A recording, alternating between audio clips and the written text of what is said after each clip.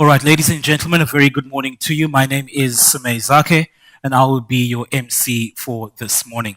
We are coming to you live from the Iziko Museum in Cape Town, where the Department of Science and Innovation is showcasing the work of the National System of Innovation as part of its budget vote presentation today. On that note, I'd like to acknowledge our special guests for the day. That is the Honorable Minister of Higher Education, Science and Innovation, Dr. Blade Nzimande, as well as the Director General, Dr. Phil Jwacha. Gentlemen, thank you so much to you both for joining us this morning. A warm welcome as well to our viewers on Business Day TV, that is channel 412 on DSTV, as well as those who are watching us online across the various platforms.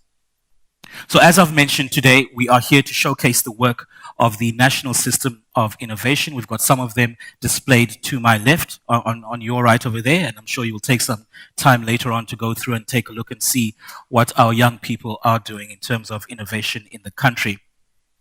But of course, this is ahead of the tabling of the department's 10.9 billion rand budget that will be tabled by the Honorable Minister as well as the Deputy Minister, Buti Manamela, later today. It is worth noting that the majority of the department's budget is disbursed to its entities and partners to carry out, among others, a range of research and development activities, establish research infrastructure, and also support innovators who are ready to take their products to market. Furthermore, the department's 2023-24 budget aims to cover broad areas, including the renewable energy sector. That's load shedding, but we are fine. We shall carry on. Innovation and supporting initiatives aimed at young innovators and entrepreneurs in the technology and innovation sectors. Our session this morning will look to unpack some of the achievements and discuss how we push the envelope in driving innovation in South Africa and help bolster our position as a major economic hub and player on the continent. We will start the conversation with some opening remarks from Minister Blade Nzimande to help set the tone for the morning. And after the Minister's remarks, we will then move straight into a conversation with the Director General, Dr. Phil Jwacha, as well as a number of young innovators who have benefited from the department's programs.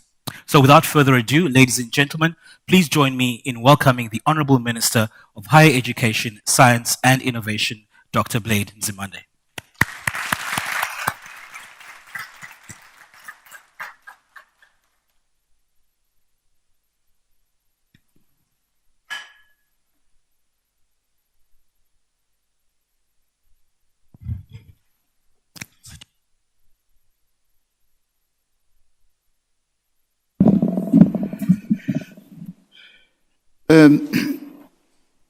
Thank you very much, Program Director Ishmael Mnisi, as well as Sumay Zake, who is directly in charge of this public broadcast and platform through Business Day Television.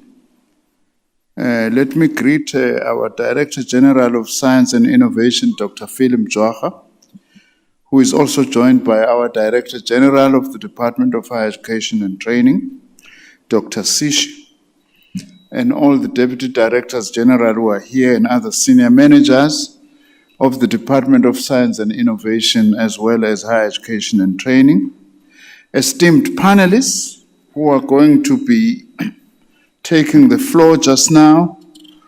Let me greet my special guest today. The learners from the various schools that I have adopted as a minister, including the primary school and the high school which I went to some ages ago. You are most welcome, most special, accompanied by their principals, teachers, as well as their parents, and one of them being accompanied by a grandmother, which is very special. Distinguished guests, members of the media, ladies and gentlemen, it's my honor and privilege to deliver these opening remarks prior to this panel discussion on the eve of the presentation of our budget vote this afternoon. This panel discussion forms part of a set of public engagement activities for this week, and they serve as a build-up as well as the post-budget vote activities for the financial year, the budget vote for the financial year 2023-2024, which will be delivered, as I say, later today in the National Assembly. Our 2023-24 budget vote takes place as the sixth administration draws to a close and our country is grappling with a number of complex development and other challenges which were ably articulated by our President in his State of the Nation address in February this year. The President highlighted, amongst other things, the fact that poverty has increased in our country due to the loss of life and jobs as a result of the advent of the COVID-19 pandemic, and also further highlighted the catastrophic floods that devastated parts of the Eastern Cape, KwaZulu-Natal, and the Northwest. I do need to say that as part of government and as the department that is responsible for managing our country's national system of innovation, we responded to the President's call to action and made our contribution by establishing what we call the Science, Technology, Innovation Presidential Plenary Forum, which will be convened under our 10-year plan, 2021 to 2031, of science, technology, and innovation. This plenary, which will be convened by the President, will bring together senior government, business, science, and civil society leaders to commit through South Africa's first Innovation and Skills Compact. So we implement an agenda which can best be described as one for science, for social justice. In support of government's national response to the global COVID-19 outbreak and furtherance of our long-term goal of ensuring health security for the African continent, we engaged several partners, and this is important, with the objective of bringing capacity for innovation and the manufacturing of products to South Africa through technology transfer, capacity building, and skills transfer. We are hard at work to develop local capacity for vaccines and other drugs in South Africa through our department. These engagements have yielded tangible results in the form of local facilities, medicine production, and skills transfer. Additionally, we have continued with our research, development, and innovation in African natural medicine. Le mithi yenyanga nayo siyayihlola ngoba eminingi yayo iyakwazi ukuthi ibe usizo. Imithi eminingi emhlabeni wonke iye iqhamuke kubantu abasuke beqale uyisebenzisa leyo mithi njengezinyanga zokwelapha. We are working very hard through also our indigenous knowledge system to identify and work on this project. We are particularly proud that the South African Health Products Regulatory Authority approved a phase 2 clinical trial on COVID-19. Further to this, and most importantly, the World Health Organization Regional Office for Africa, the Africa Centers for Disease Control and Prevention, and other international partners have visited South Africa as part of this program. The purpose of their visit was to assess our country's capacity to conduct clinical trials and manufacture good quality, safe and efficacious African medicines. The feedback we got from this assessment visit was positive and encouraging. Additionally, through our entity, the Technology Innovation Agency, we led an initiative to respond to the local and continental demand for testing by setting up a fund to develop COVID-19 diagnostic tools. This is another achievement now. It pleases us to indicate that this initiative resulted in the development of 2 diagnostic tests for COVID, one by Medical Diagnostic, which became the first test manufactured in Africa to receive approval from the South African Health Products Regulatory Authority. A second partnership between one of our other entities, the Council for Scientific and Industrial Research, the CSIR, and Cape Bio resulted in the successful production of a polymerase chain reaction COVID-19 diagnostic test kit approved by our Health Products Regulatory Authority. In response to the challenge of ensuring energy security, in February last year, I launched the Hydrogen Society Roadmap for South Africa. This roadmap seeks to guide our country in creating new growth sectors while transitioning to a carbon-neutral economy. South Africa has a huge potential to produce hydrogen fuel cells as part of renewable energies, and we are working hard on this score through the Hydrogen Society Roadmap. Also, I need to say that in response to the catastrophic floods that we had in recent times, through our entities and international partnerships, we provided assistance in the flood recovery efforts in KwaZulu-Natal. This assistance came in the form of satellite imagery of the affected sites, along with relevant expertise through our South African National Space Agency. Our space agency has the capacity to map areas, especially where there have actually been disasters, and be able then to know exactly where the damage is and the nature and extent of that damage. That is our contribution. And of course, working together, our space agency working together with the Council for Scientific and Industrial Research, the South African Risk and Vulnerability Atlas, and the National Policy Data Observatory. In response to the recent floods in the Eastern Cape, led by our department's Deputy Director General for Socio-Economic Innovation Partnerships, and our entities, again, the CSIR and the Space Agency, we met our colleagues from the Office of the Eastern Cape Premier and jointly identified possible interventions. What I'm saying is that our science is indeed in service of our people in dealing with the many challenges that our country is facing. As an outcome of our engagement with the Eastern Cape government, the support provided by our department included a data center to support distribution of relief resources, data analysis, decision support tools, high-resolution imagery, and possible assistance with resolving communication challenges and water purification technologies. Our response to the catastrophic floods also made it even clearer to us that science, technology, and innovation are absolutely critical if we are to meaningfully mitigate the economic and social impacts of climate change. It is for this reason that we continue to invest significantly in research and development that builds the adaptive capacity and resilience of key sectors to climate change impacts and mitigates the risk to society.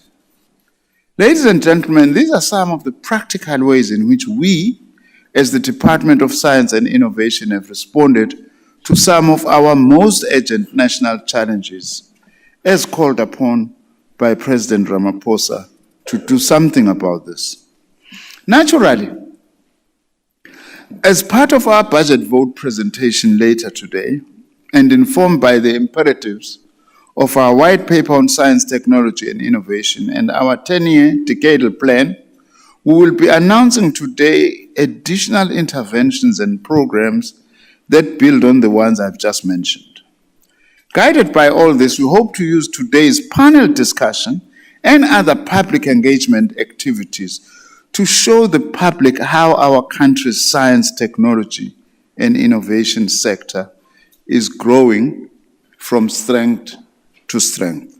Most importantly, we also intend to use this week's public engagements to show how our department and its entities are continuing to contribute to South Africa's development, using science, technology, and innovation to improve our country's economy, create employment, and improve the quality of life of all citizens. I have no doubt, by the way, given the talent that we have as a country, that amongst my guests today, my school kids who are here with me, we are going to produce future scientists from this, because as a country, we are very talented, and science and innovation is to be found everywhere. We will also be profiling more of our country's science, technology, and innovation successes during one of our flagship public engagement events, our National Science Week in July, and we invite you to join us in this event. Through our overall message of growing our country through empowering youth in science, technology, and innovation, our overall message is that we seek to communicate through this panel discussion and related public engagement is that in addition to remaining committed to supporting government's recovery and reconstruction efforts, we also have a number of science, technology, and innovation interventions that seek to empower the young people of our country. There are a number of other interventions. For instance, we have programs that are focusing on grassroots innovation. We've got our living laboratories that are located within communities. Our other youth-focused intervention is our pilot project in Imbali, in Pietermaritzburg, in building an education and innovation precinct. A key objective of our science engagement work is aimed at popularizing science, technology, and innovation among the young people of our country, but also want to promote science literacy in our population, for them to understand what science can do to create a better life for all in our country. In conclusion, as stated earlier, we hope to use this week's public engagement activities to show the people of our country that our science, technology, and innovation sector is not only growing, but it is playing a critical role, and it is alive. Thank you once again to our esteemed panelists and our DG of Science and Innovation for agreeing to lead today's conversation on our youth-focused science, technology, and innovation initiatives. Let me take this opportunity also to thank all of you who are participants here and those who are watching and listening at home or in workspaces, being part of this very important panel. To the panelists, I wish you a robust and enlightening dialogue and look forward to some of the practical ideas that will come out of today's engagements. Thank you very much.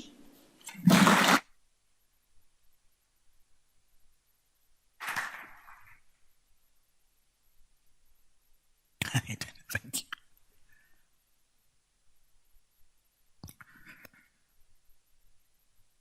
Thank you once again to the Honourable Minister.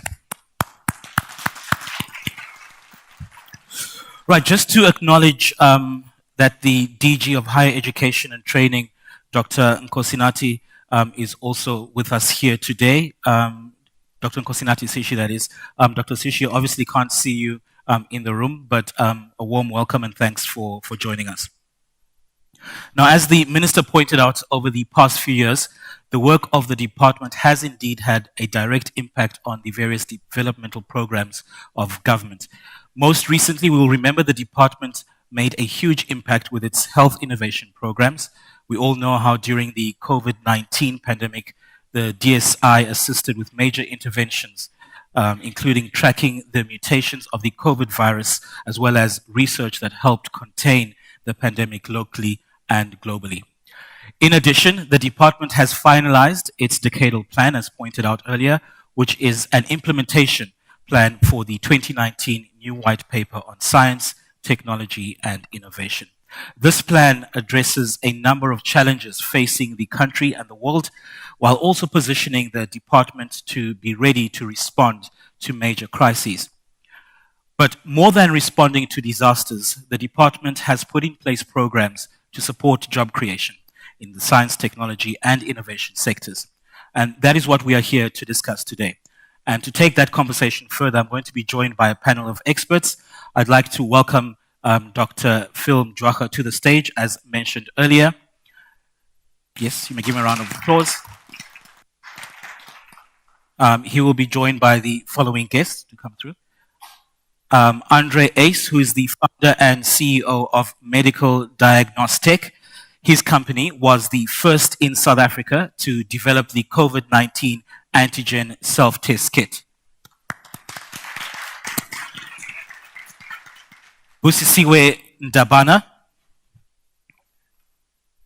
founder of SmartVein, who is using technology to make the taxi industry safer. Busisiwe, welcome to you. Ziba Rajan. Busisiwe? Yeah. Ziba Rajan, who is from Hydrogen South Africa, who is working to ensure access and availability of alternative energy sources. Please do come through to the stage, Ziba, as well as Tulisile Machi, founder of Tuli Kaseb, I think that's how it's pronounced. It's a recycling company, and it's using artificial intelligence in recycling. Please join us on the stage. Thank you. So before we get started, just a reminder that this is going to be an interactive session.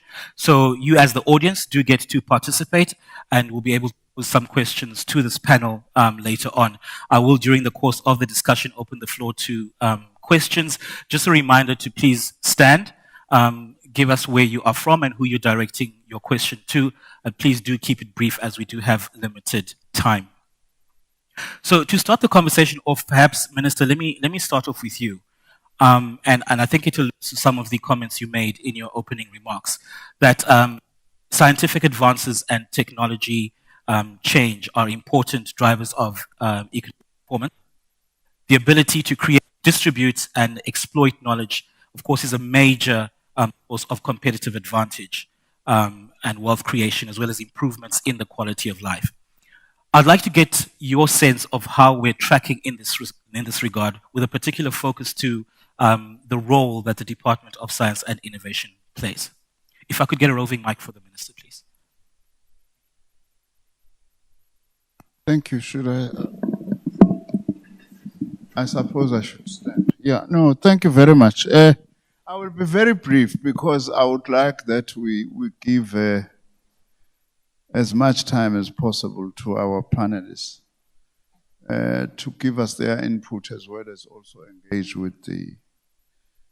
If I understood you correctly, firstly, our approach as the Department of Science and Innovation is that science, technology, and innovation is a partnership. We must drive it through a partnership. What I mentioned in my speech is that we're going to be having a plenary convened by the presidents of all key stakeholders and role players and beneficiaries in the science, technology, and innovation space. We are hoping to have this either towards the end of this year or at the beginning of next year, so that we can come up with what we call a compact. Universities, the private sector, our own department, civil society, and so on. That's the first thing that is very important that we are trying to do, not that we are doing concretely. The second thing which is important in supporting this partnership, we've got a tax incentive system, just by way of a very practical example. For businesses who invest in science, technology, and innovation, they get very good tax rebates as part of encouraging innovation in the private sector. This is even more important because with COVID-19 and its negative impact, one of its negative effects has been less investment in science, technology, or research and development.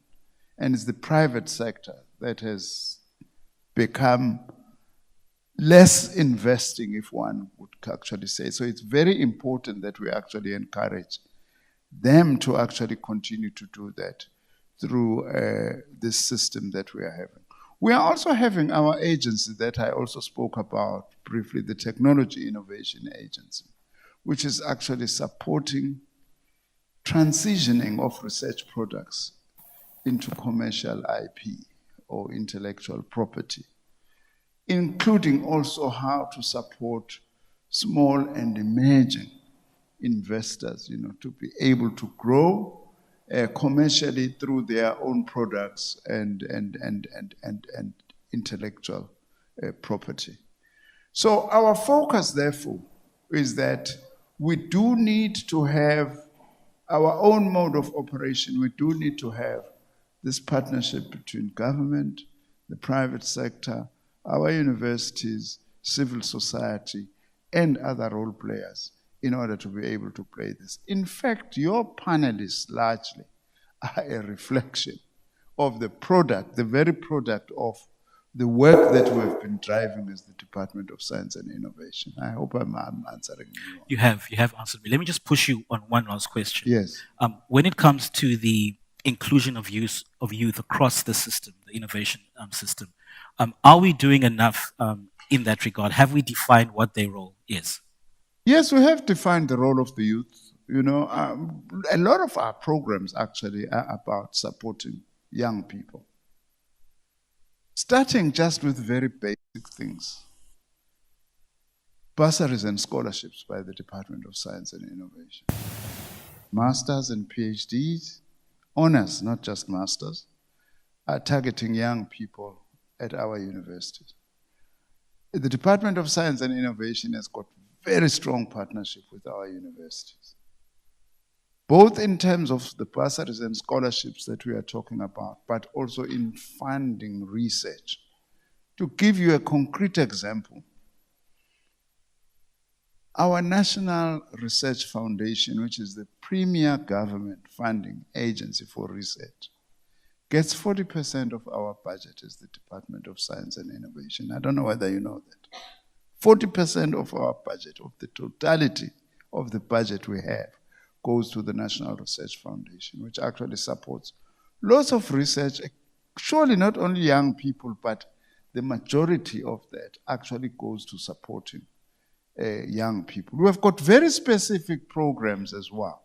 I mentioned the Imbali Education and Innovation Precinct, which we also aim to have a partnership between a group of educational institutions from schools to universities to TVET colleges together with industry. That's also targeting young people. Grassroots innovation program that we have also is targeting a lot of young people that we actually need to actually be supporting. Our entities have got specific programs. The CSIR, the NRF, our National Space Agency, as I've actually said, they've got specific dedicated programs to support young people because we believe that our youth is a talented youth, as I've said. You know, they've got lots of potential. Again, I hope that you will see amongst the panelists here that it's actually fairly young people, you know, with the exception of me and my DG, of course, you know, who we are supporting to be able to do this thing. So on youth, that's our space as the Department of Science and Innovation. Thank you. Thank you so much. Thank you, Minister. So to the young DG, so there are various programs that the Minister has alluded to. The department has a more than 10 billion rand budget. It has been over 10 billion for a couple of years now. Talk us through some of the main priorities for the DSI during this financial period. Well, maybe let me start by contextualizing the response and say that as a department, we're walking on two legs. The one leg is a research leg where we really are trying to make sure that the science system is based on knowledge that is generated in our higher education institutions and science councils.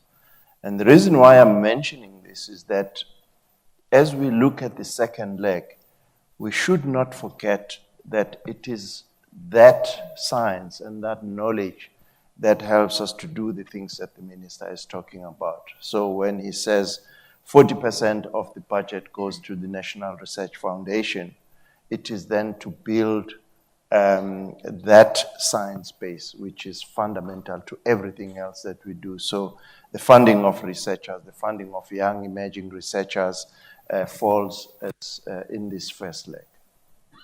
And then the second leg is where we look at pockets of excellence in the science system, the national system of innovation, where we could harvest this knowledge for some socio-economic benefits. Minister has mentioned them, but let me go through them in much more detail.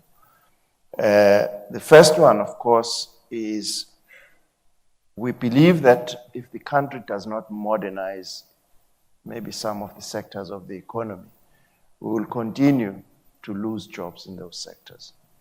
So we've identified mining as a sector that needs to be modernized, agriculture, as well as manufacturing. And there are key sectors where, as a result of the developments in knowledge, we could lose jobs in these areas. So for instance, in the mining sector, we've signed an agreement with the Mineral Council of South Africa to look at how you can really get ore bodies that are in depths that we have in the mines, and they cannot be done with the traditional knowledge that we have. So we're working with a group of mining companies to try and understand how we can modernize that sector.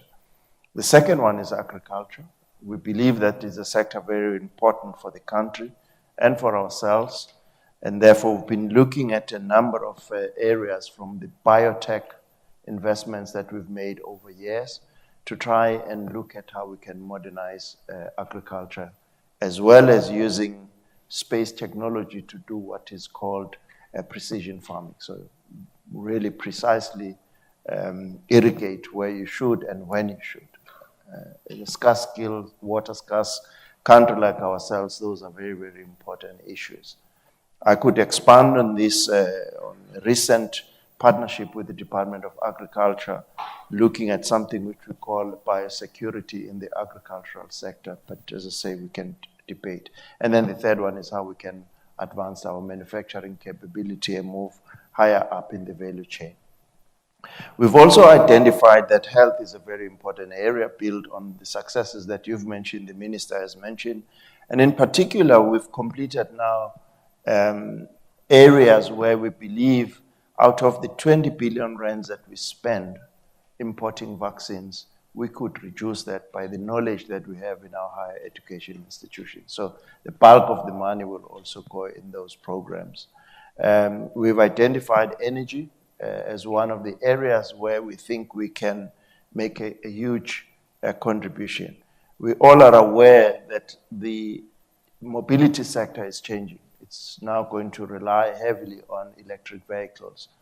Within the SADC area, we've got all the minerals that are needed to be in the batteries that are driving electric vehicles, and therefore we already have a consortium of higher education institutions working on the knowledge that we can produce in South Africa for the EV. So energy is another area, and then we've also talked about hydrogen.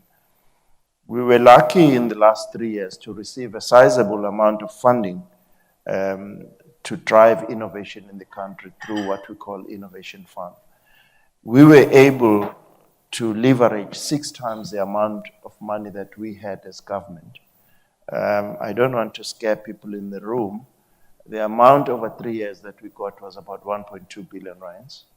We were able to leverage 6 times of that amount of money by working with private sector investors that want to invest in the science and education system to harvest knowledge that could be taken into the marketplace.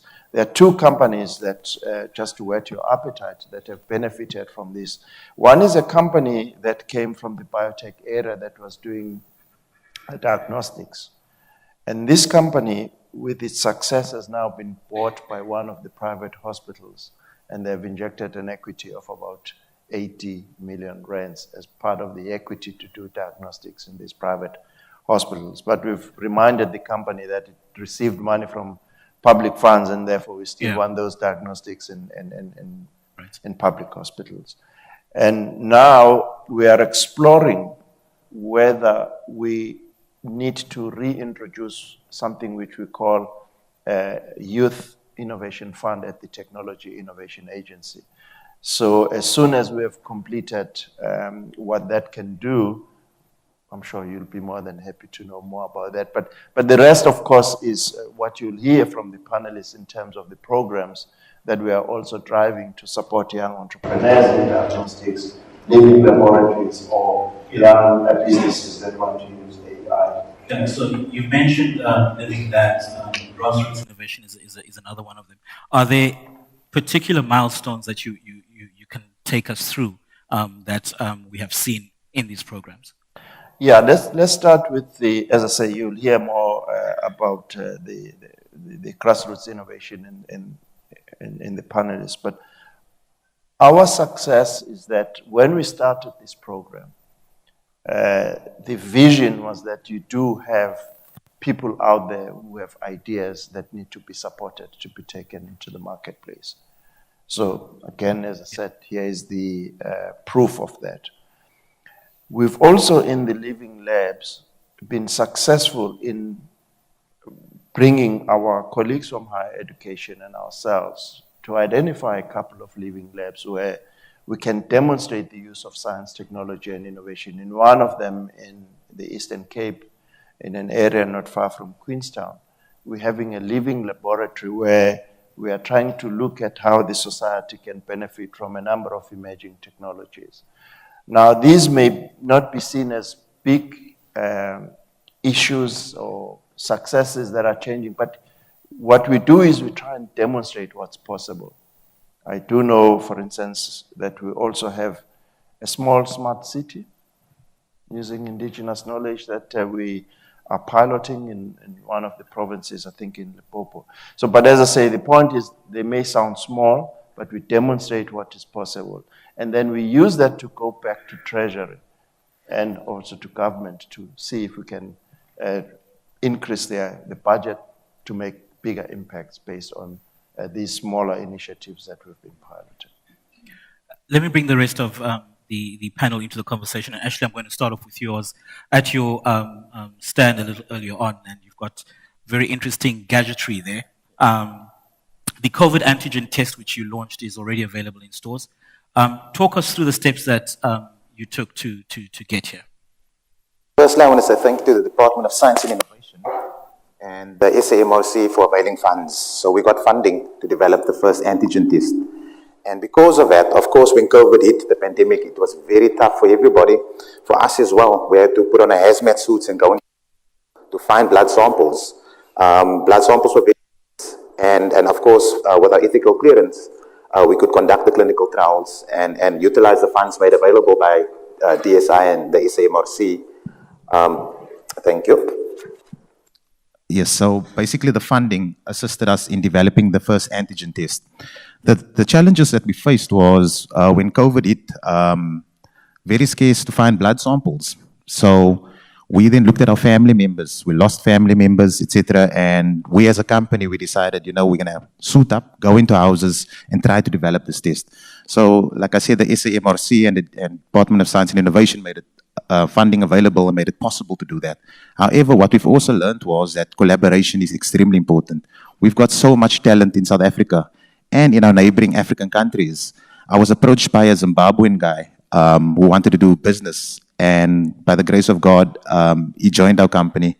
And what this enabled was, it enabled us to do and manufacture a COVID test now. It will be launched in the next 3 to 6 months, that you plug into your phone. So basically, you plug like a USB device in your phone, and it uses diabetes type strips. And you can get results within 15 seconds. So what we've learned was that collaboration is quite important. We mine talent from local universities, and we have the competence here. But we have to look at multidisciplinary sciences. You cannot just look at biochemistry anymore, for example, or biotechnology. You have to incorporate information technology. And now with AI coming, I feel that Africa is standing on a good foot now. We can manufacture quality products that's cost-effective for low-income countries. And that's what we've learned through collaborations with universities, human capital being more important than capital. That enables innovation. All right. Busisiwe, you are a grassroots innovator taking on the taxi industry. How did you get involved in that industry, and what sort of support have you received from DSI? Thank you for that question. I come from a family of entrepreneurs, so I'm not a first-generation entrepreneur in my family. I'm actually a third-generation entrepreneur. Unfortunately, in 2011, one of my uncles, who was a successful taxi operator here in Gauteng, was brutally murdered when he came back from one of the association meetings. The hitman was obviously waiting somewhere close by his house, and as he pulled into a garage, the hitman arrived and he shot him with, I think, 16 or 18 bullets. It was a crazy number of bullets, like literally dismembering him with a gun. And he was just a few steps away from getting into the kitchen. That hitman managed to escape. Until today, that case is as cold as anybody's deep freezer. It didn't even go beyond the desk of the investigating officer. My aunt went through hell and back. Every time she went to the police station, they would ask her to bring evidence. When she told them that she suspected it was so and so, and it was so and so, they kept on telling her if she doesn't have evidence, there's nothing they could do. So on the day of the funeral, it just didn't make sense that, they'd been complaining so much to the police stations that their routes were being encroached, that they were being threatened, that somebody's car, bullet had grazed somebody's car. The police did nothing. But on the day of the funeral, there were lots of police nyalas and dogs. And I didn't see the need to have dogs and nyalas and so many people around when he was already gone, because he was not going to come back. So I had a lot of questions because many things just didn't add up. Naturally, I'm a very curious person. I like to snoop around a lot. So a number of questions I had was, the first one was, why was he killed? Because in that short period of time, it was about 3 months, he was not the first person to be brutally murdered in that manner at that association. He was the second one. In other words, if we had strong crime intelligence, they should have been able to encircle the situation. Crime intelligence officers across the world are trained to sniff out information and you de-escalate tensions in whatever way possible, and then that is used to give support to the police, who then help do the job. They didn't do it. Then he was killed. Then the second question was, what is it that I think should have been in place to prevent that murder? God forbid, if you can't prevent the murder, is what is it that should be or should have been in place, at least to enable investigators to comb through something that will give them a reliable lead. Unfortunately, SAPS and the security cluster has been infiltrated, and this comes from our research. In other words, sometimes when they see that families are bleeding and reeling and angry and in pain, they would say 72 hours, they'll find some criminal. And sometimes it's just a PR exercise because they will arrest someone. You can rent a criminal. After a short period of time, when the family is beginning to make peace with the situation, they quickly release the person due to lack of evidence. So I wanted something that would at least, even if it doesn't get you to the exact lead, but it must give you some data points, some patterns, some trends. Then you can work backwards to understand that plus human behavior. What is it that could have led to those people behaving that way? And after he was killed, taxi drivers, queue marshals, everybody just started helping themselves to my aunt's money. She was fortunate because she's educated, but still, to take over a business that she wasn't operationally involved in prior to the situation was not an easy exercise. So the solution over a period of time, because the idea did not evolve overnight.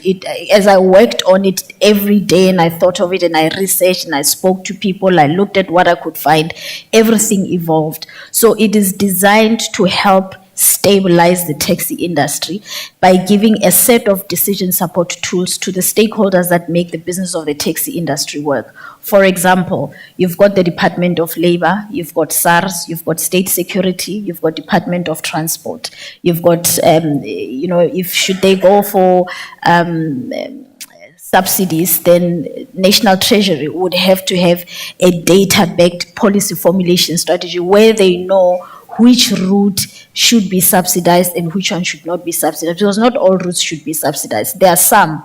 And if I give an example, my uncle took on a route that was not viable for about 4 years. And he paid it, subsidized it from his pocket. It was from one town to another town. And over those 4 years, government built a hospital in that area. And suddenly the volume, because there were now referrals, a volume of commuters increased. Then an association from another town in another city wanted to push him out of that route. That is where the issues started. So what we did is so far we have received a lot of support from Santaco. I pitched the solution right on time, and they've acquired 44% equity in Smart Vein. So Santaco owns 44%, I own 56%. I must say it was a difficult discussion, but at least we are where we are now. We've agreed that they cannot control the political aspect and then decide which data suits them.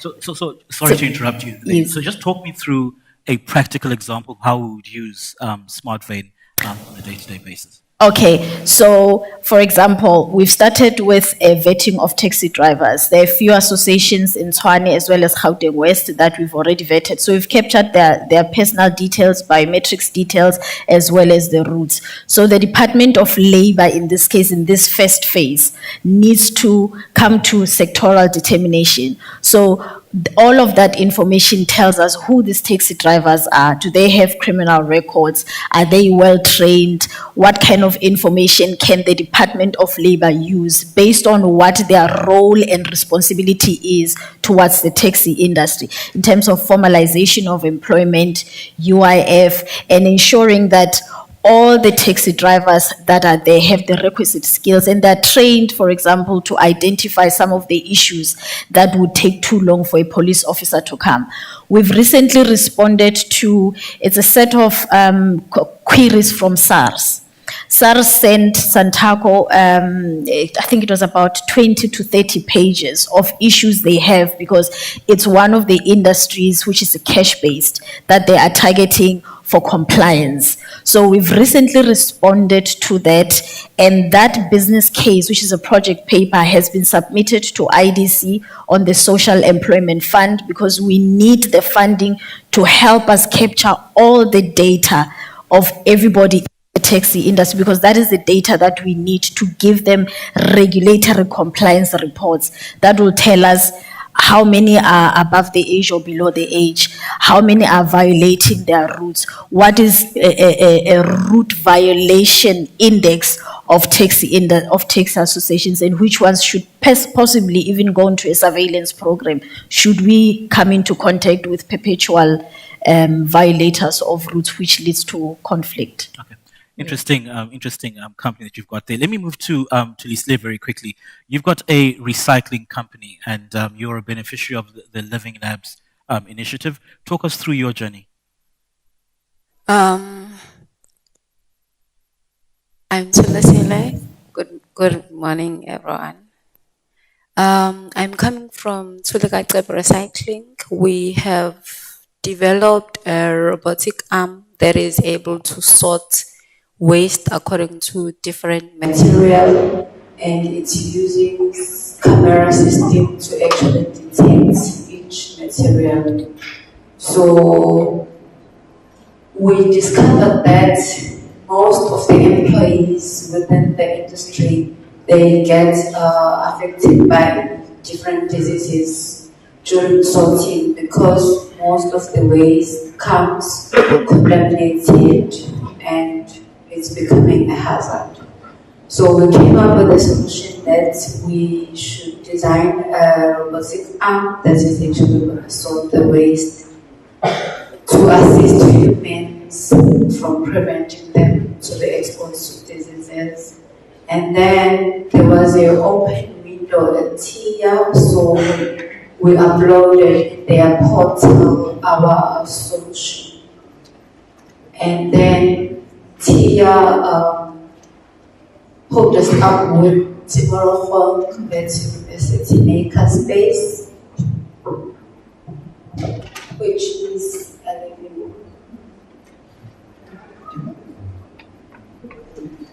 living hub, which is a living lab. And then that's where we developed our robotic arm. And then after that, we had our prototype, After the prototype, we then vacated from the program, and then we also applied and at Durban, where they are further developing the robots because there were features that were not added from Timolong as the funding was not enough. So we had a feature of a conveyor belt where the waste will be running around the conveyor belt, and then the robots will be able to pick from the conveyor belt. So that's what we're busy working on in Durban.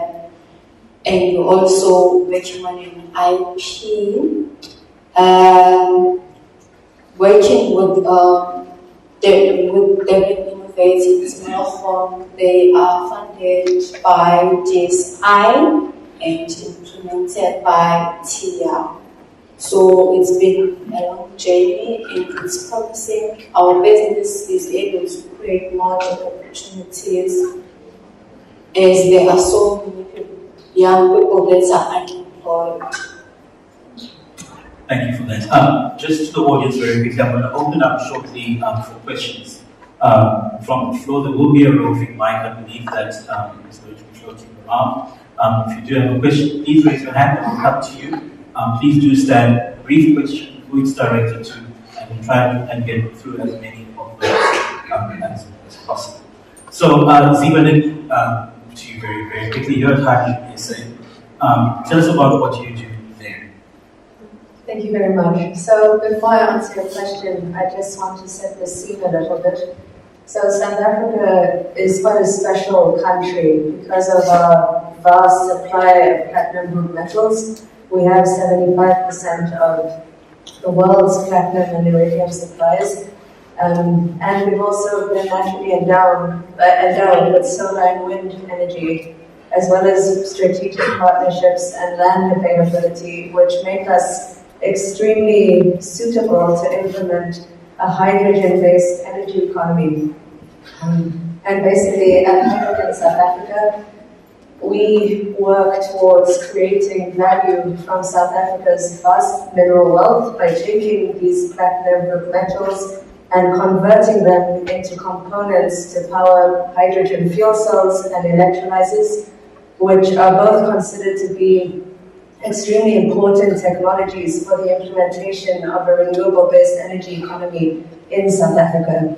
And specifically at HySA Catalysis, we work on developing catalysts and membrane electrode assemblies, which are the heart of these devices, of these fuel cells and these electrolyzers. And we've basically got a balance of having an innovation pipeline where we think of creative, innovative solutions to work on reducing the amount of precious metal that goes into these devices to make these technologies more sustainable and cost-effective. And at the same time, one of the most important things that we do is actually graduate masters and doctoral students. And this is extremely important because we cannot have technologies without research and capacity to do that.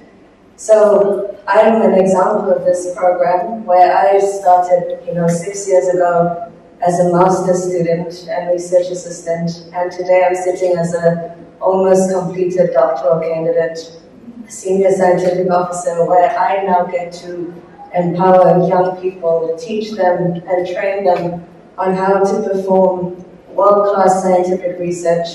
And in doing this at Hydrogen South Africa, we've actually been able to commercialize some of these technologies through the spin-out company HyPlat, which is one of the only companies in South Africa at the moment that is actually able to take South African metals and turn them into commercializable catalysts and components for these devices. Great. Let me get an indication. Are there any questions from the audience? You can just please raise your hand.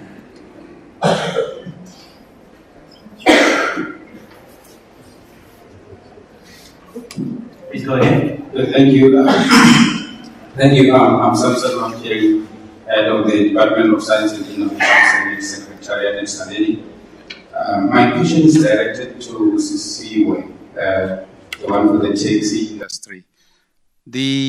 And thanks for these interventions in the taxi industry, a very difficult one. How is the financial sustainability of your model? How do you fund these activities, and whether you think the funding model is sustainable going forward? Thank you. So far, we are still pre-revenue, so I want to thank TIA for their funding that they've given to us to date. The TIA Grassroots Innovation Team, led by Dr. Ramsuren, Given, and Cynthia, have really been there for us. So we've received a lot of funding from TIA, and we are in the final stages of due diligence with SPY, which is Sector Program for Industrial Innovation. And there are two institutional investors, as well as one of the banks that have come through to us. And because I'm under NDA, I cannot disclose exactly which ones those are. But because we're still pre-revenue, that's our reliance has been heavily on government. But post that investment, we structured the whole thing as an ecosystem. So an ecosystem benefits from network effects, and there's multiple sources of revenue. There's quite a lot, depending on which market unit you look at. If you're looking at the taxi driver, there's a new unique model for the taxi driver part of the solution. If it's hardware-based, that goes into a minibus taxi, which we've secured a patent for. We filed the patent in 2017, going into 2018. And it was granted for South Africa in 2021. So that is the patent against which we have raised fundraising from the DTI. And all other market units also have their unique business model. So we are well ahead of the curve. We are not worried about financial sustainability. That's a good place to be. Any other questions? Anybody else? Note takers? Thank you. Okay. The name is Thomas Mtonsi, and I am from the South African Environmental Observations Network, business unit of the NRF. In the science engagement space, and I'm particularly drawn to the project of the second last speaker, who spoke on about a robotic arm to sort waste so as to prevent diseases. I think that was the project was about that, and I see the need, and it's exciting even for young minds like the learners that are here. An example of a science expo project. So the question really is. That prototype, is it already at the final stage? Are there trade-offs in how quick it can sort out, picking up from the conveyor belt waste or sorting that out? What's the speed of that? How better is it? Besides just preventing diseases, how quick is it to do that? Thank you. At the moment, the prototype is still being worked on due to the fact that the conveyor belt is not available yet, but Durban Innovative is delivering such. And regarding the speed, it's supposed to be working 3 times faster than humans. But at the moment, they have used cheaper material to make the prototype because of the funding that was available. But they do have other material that can be used, which is more expensive than the one that is used now. So it's still being worked on, but it's already available to be demonstrated of what it does. One last question. Thank you. Please stand. Okay, then thank you. My name is Clement Mtetwa, the acting CIO from the Department of Science and Innovation. I was reading an article, so my question goes to USIS, where I was reading an article from the International Digital Health and Artificial Intelligence. It's an organization that is based in Geneva. I'm from KZN2, so I'm very worried about Izikane as well. So they are doing a research about the human instinct. I don't know if you've thought about it, because we can prevent a lot of test runners who can be possible Izikane by just embarking on that research on human instinct. So any thoughts around that, if you've thought about it? Just Can you repeat the question? I don't hear. I'm just saying, any thought about, I spoke about an organization that is based in Geneva. They are doing a research about human instinct. So around Izikane, the taxi drivers who can possibly become Izikane. Just a research on the human instincts, so you can pick up anything like that. Have you thought about it? I have thought about it, but I have not thought about it from a human instinct point of view. I've thought about it from just the behavior of those individuals and how we've looked at, I call it spiritual flaggery because I don't yet have a term for it, where it may fall, maybe with time of research, we may look at it and say it falls under Afrofuturism. But there's a lot of ancient sacred knowledge of spirituality that has now been fallen into wrong hands and people are exploiting it. There are a few areas that are hotspots across the continent. So what we've done is there's some sociologists that we are talking to help us understand that. Because my understanding is that part of the behavior comes from an influence of those types of certain cultural and spiritual practices. So it's not so much about the instinct, but it's about culture, spirituality, and how it influences on the toxic violence behavior and how that may have an impact on the implementability of the project. They often tell us that culture eats strategy for breakfast. And that is true. So if you don't understand what goes into what builds the culture that forces one person to, or that influences or triggers a person to behave in a certain way, then you are less likely going to be in a position to solve or to come up with a good strategy to solve that problem. So our focus is more on the cultural part as it influences the implementability or the implementation risk of the program. Thank you. Thank you. DG, let me end off with you. So during one of your responses, you mentioned speed of modernization. We've seen the evidence of what the programs like Grassroots Innovation and Living Labs do and how they're making a difference. How do we scale up to make a bigger impact and drive the conversations that are coming out of this panel discussion right now? Yeah. Well, because we are part of government, Minister talked about a plenary. We have something which is called an interministerial committee. So we've identified government departments where innovations coming out of the science system can play a role in changing people's lives and modernizing the economy. And we are seeking co-investment in those governments to take the things that we have demonstrated work and mystify them. I don't like to use that word to make the impact that we're looking for.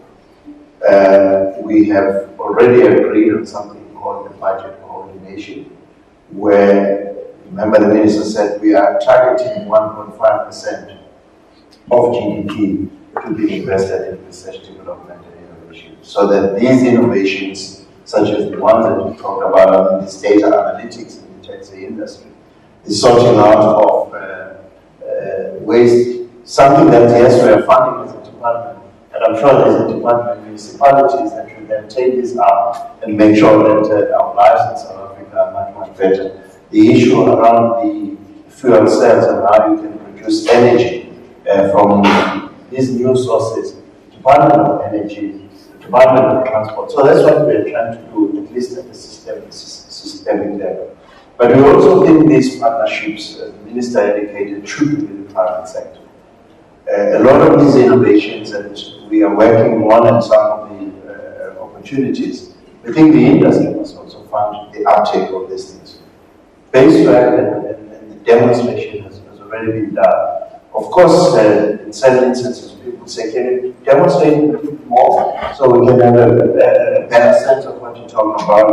The better material for the robotic arm could be one of them, and people in catalysis can tell you we actually want to see a scooter that is driven by a local integral fuel cell. So I hope you're getting a sense of my message that we need to work with others to take the things that we've done into the marketplace so we can have more money to invest in the science that I talked about to give us these innovations of the future that probably sometimes we don't even know about. So it's about the uptake. With the municipalities, for instance, we have a program where we have selected certain municipalities that we think are able to take some of these innovations and draw on what we've done in the science system to make things much, much better. Again, if we had more time, we'll talk about which of these municipalities where, and we hope that as the country sees these municipalities delivering services better through innovation, it will be easy then to roll this out to all municipalities. So that's really the strategy that we're doing. And then, of course, we also keep going to where the sources of funding for government come from to really continue to make sure that the problem of a company that is not yet making revenue, we sustain this government, because it would be a shame if this innovation doesn't get into the marketplace because we cannot sustain them over a period of time. So we're keen to hear a lot more about the experiences that these young companies are having, and whether our funding doesn't leave them, in a breach that doesn't take them to the next level. Please, do you want to add something? Yes, I can just. Yeah, I have a suggestion, and this is based on the years of research. Unfortunately, some of the crime intelligence officers are criminals by night and crime intelligence officers by day, and they often feed state security with false, misleading information. So my suggestion is that a certain fraction or a portion of state security's budget should be allocated towards what we can call South African Social Innovation Fund. And this should finance whether it's technology intensive or technology development intensive or not, but it should help finance certain market units that offer a cushion for anybody that's solving, say, a complex problem like us. In that way, you'll be able to get a better return on investment. You'll have, I know Santaco doesn't like this, but you'll have state security sort of hovering around and assist you so that we don't encroach on the work of state security, which requires certain levels of clearance. Because I can tell you as an entrepreneur, you get carried away, you get passionate, you get carried away, you find something is so exciting. The next thing, you've got police at your house saying, no, but you're not supposed to do that. It's illegal. But you're like, but this is the solution. So you need that. They will get first-hand credible intelligence which they can use elsewhere, and it will neutralize the toxicity that currently exists. And to a large extent, it will help with a part of what we call open source intelligence gathering, which then gives you better return on investment. Thank you. Thank you. And that's where we shall leave the conversation for this morning. I want to thank our viewers on Business Day TV, as well as those who have been watching us on various platforms online. We will, of course, be continuing some of the discussions that we've been having here at the Iziko Museum, profiling some of the work done and the achievements over the last while. Some of those are to my left. That's your right. You can go make your way there and have a look at some of that work. And of course, later today, we'll be looking forward to the tabling of the budget vote this afternoon in Parliament. Ladies and gentlemen, thank you very much for joining us. And once again, a round of applause for my panelists.